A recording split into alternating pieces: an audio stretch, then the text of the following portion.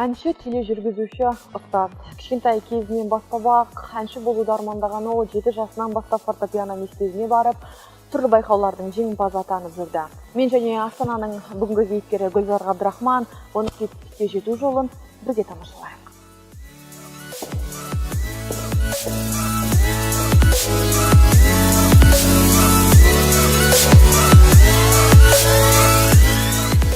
Мен өзімді көп іздедім. Өзімді іздеп, бәрібір өнер өзіне тартып әкетті десем болады.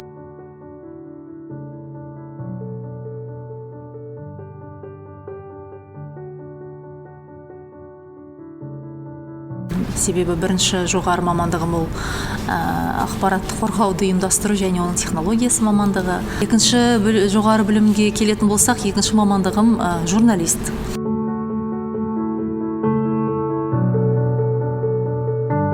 Менің туған атам Игіль Комаров деген кісі, ол кісі талай өнер майталмандарын, олардың ішінде Бекболат ағамыз, Бекболат Тілеуханов, Қайрат Байбосынов, Ғалым Мұхамедин, Серік Оспанов деген біздің өнер қайраткерлерін тәрбиелеп, ұстаздық еткен менің атам. Жалпы 1,5 жасымнан мен өлең айта бастадым.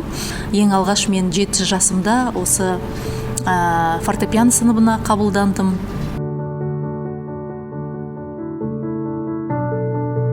Сол кезден бастап жалпы классиктерден әрине бастадық. Шопен сияқты Шуберттің шығармаларын орындап, одан кейін ән айта бастадым. Түрлі облыстық, республикалық конкурстар болды.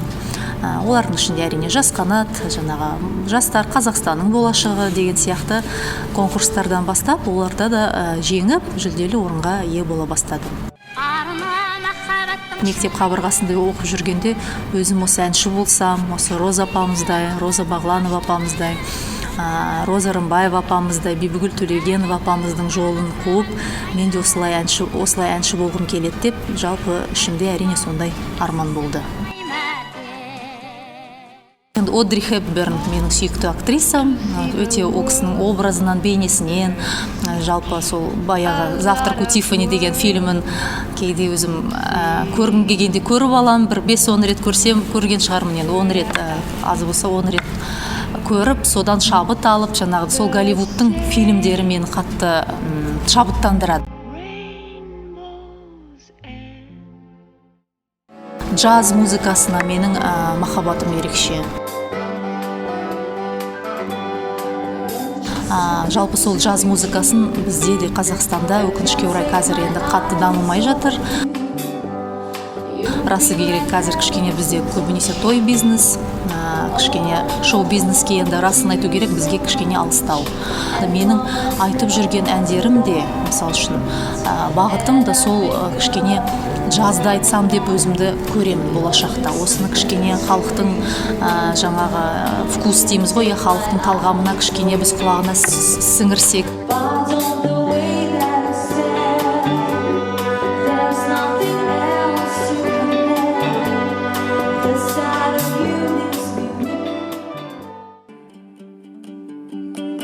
Соны кішкене үйренсек. Әрине, ол өзіміздің түбімізді қазақи, жетігенімізді қазақи домбырамызды ұмыту деген сөз емес. Ол әлемдік деңгейге, әлемдік үлгілерге жақынырақ болып, бізде қазақтың нағыз өнерін, нағыз шоу бизнесін дамыту деп жалпы өзім санаймын.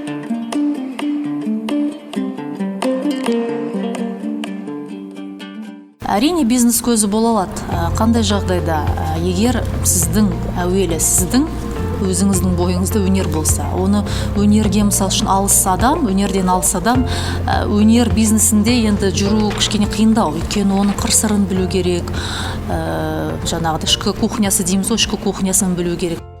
Фортепианошы, музыкант ретінде әрі қарай әншілігімді жалғастырдым. Сондықтан да осының бәрінің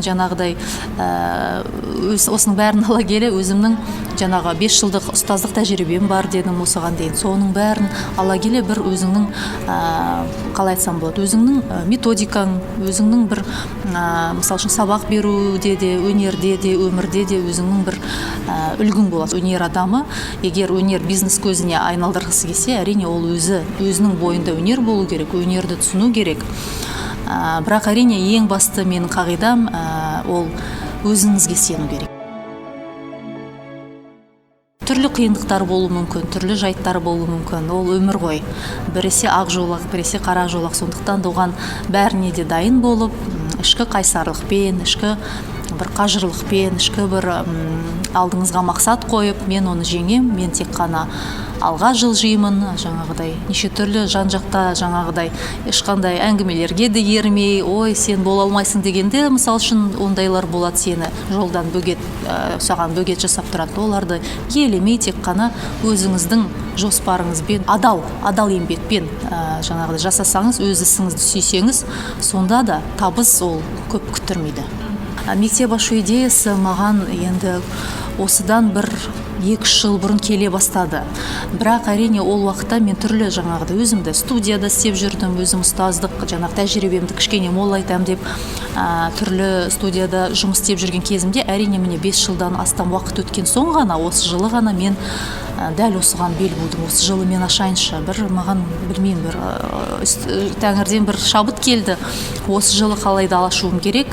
Енді Аллаға шүкір, осы жыл өте сәтті басталды менде. 2018 жыл сол ақпан айында біз студиямыздың есігін аштық. Содан бері мінекей әуелі 5-6 балапанымыз, одан кейін мінекей қазір 40-50-ге таман шәкірттеріміз бар.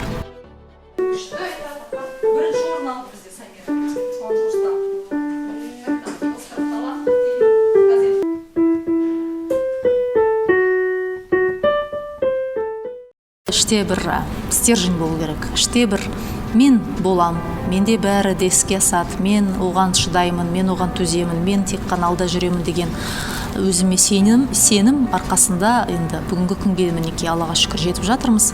Деструктивті критиканы мен қабылдаймын. Ал егер жай ғана жаңағыдай енді бізде бар ғой, әр халықта кішкене көре алмаушылық болады, артқа итермелеу деген болады.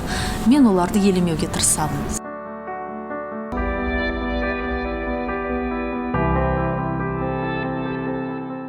Көп адамдар бизнесті ашады, бірақ бір уақыт өткенде, мысал үшін жарты жыл өтемі, 3-4 ай өтемі, жарайды, бұлдан табыс көзі болмайды деп, мысал үшін тастап жататындар көп қой. Ең бастысы қайсарлық болу керек, өзіңізге деген сенім болу керек. Ештеңеге де қарамастан, тек қана мен алға жылжимын, менің бизнесім дамиды деп өз-өзіңізге мотивация берсеңіз, көптеген қиындықтар болуы мүмкін. Қаражат жағынан да әрине, аренда помещение дейміз, оны жалға алуда әрине аз ақша тұрмайды, оның расы керек. Бірақ жаңағыда оның көбінесе жаңағыда енді банкрот болмау үшін дейсіз ғой, банкрот болмау үшін оның басқа тәсілдерін ойлау керек. Тынымсыз тіршілік, бірақ мен соған ризамын. Мен үйге шаршап келсем де жұмысымнан, үйде менің балапандарым, 2 батырларым, шәкәрім мен Мағжаным, сүйікті жолдасым тосып отырады. Қанша сен шаршап келсең де, сен үйіңе келгенде оның бәрін артта тастап, ұмытып, жұмыста қалдырып, жаман жаңағы настроение дейміз, ненің бәрін үйге мен оны алып келуге ешқандай құқығым жоқ, хақым жоқ. Сондықтан да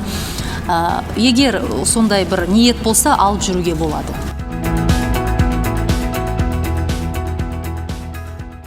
Астанаға осыдан 10 жыл бұрын келдік. Жолдасым екеуміз жаңа ғана отбасы құрып, Қарағанды қаласында жаңағыдай некеге тұрып, осында арман қуып, Астанаға 2008 жылы келдік. Сондағы менің айтқан сөзім өте суық екен, әрине, өте суық, бірақ мінекей 10 жыл өте келе осы Астанамыздың суығына да үйрендік, жаңағыдай шыжығына да үйрендік демекші. Астанамды өте жақсы көремін. Менің репертуарымда 2 ән бар Астанаға арналған. Біреуі түнгі Астана, жақында бейнебаян шықты. Астанаға мінекей ән қоржынымда 2 ән бар, одан да көбірек көбейтпекпін, өйткені Астанаға деген махаббатымыз шексіз, рас. Өйткені біз тек Астанамен өзіміздің болашағымызды және бала-шағамыздың болашағын осы жерде көреміз.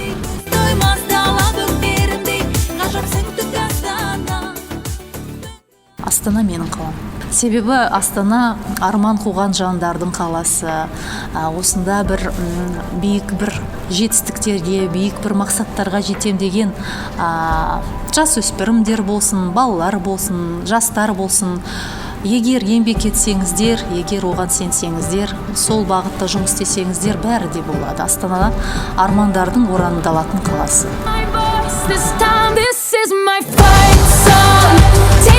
My